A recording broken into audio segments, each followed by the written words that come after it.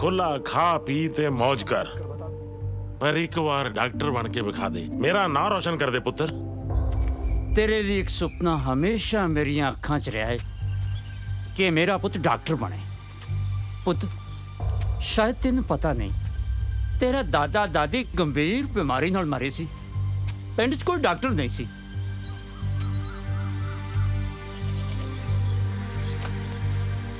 पुत, हुण तू डॉक्टर बन के मेरा ये सुपना हकीकत च बदल दे।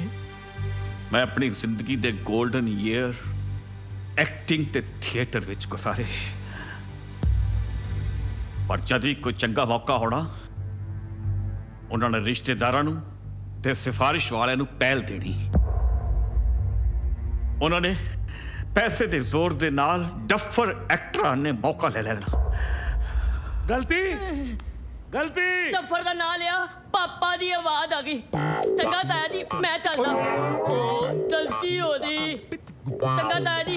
गलती ओ कोई गल नहीं पापा, तुहाडी तसल्ली मैं करवांदा आते। हाँ ते मैं कित्थे सी? जी डफर एक्टर थे जी। वेख विच पुत्र, मैं नहीं चाहता कि तू मेरे वांग ये शौक पाल के गरीबी ते लाचारी दी दलदल च फसे। मैं चाहता है कि तू डॉक्टर बने। तू डॉक्टर बन के BSF च भर्ती होवे ते साडे मुल्क दे जवान जो लड़ाई दे मैदान च जख्मी हुंदे ने, उन्हां दा इलाज करे। देश दी सेवा करना ही साडे खानदान दा इतिहास है। मैं इसलिए अपना सारा समा घर नूं ना दे के देश दी सेवा च लगाया। ते पुत्र, तू ही इदां ही करेगा। मैं तेनों बाहर भी भेज सकदा, कोई बिजनेस खोल के भी दे सकदा। असी फैक्ट्रियां ला के नोट तो इकट्ठे कर ले, पर पुत्रा लेबल अनपढ़ दा ही लग्या होया है। जदों भी सानू कोई अनपढ़ कहंदा ना तो बहुत वट चढ़दा है। पुत्रा ये लेबल ला दे, एक बार डॉक्टर बन के विखा दे बस। डैडी बस तुसी ना दस्तखत कर दियो। दस्तखत मैं ट्राई करना। पुत्रा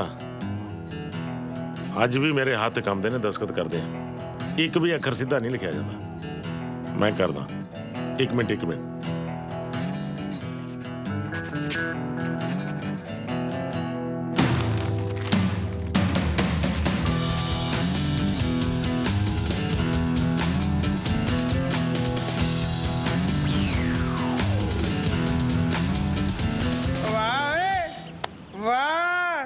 अपने अपने बापुआ दे तिन्ने बांदर हुण तो बड़े बुत बने बैठे हो हैं, जिवें ना भूत भूत साऊ पुत हुंदे हैं। ये जदों मेडिकल कॉलेज दी फॉर्म दे थां च आर्ट्स कॉलेज दे फॉर्म ते जदों साइन कराया सी, उदों नहीं सी सोचिया सालो मैनू भी पापा चेते कराता है यार। वो साला फिर मूड खराब कर देता यार। लगदा और पीनी पैनी है।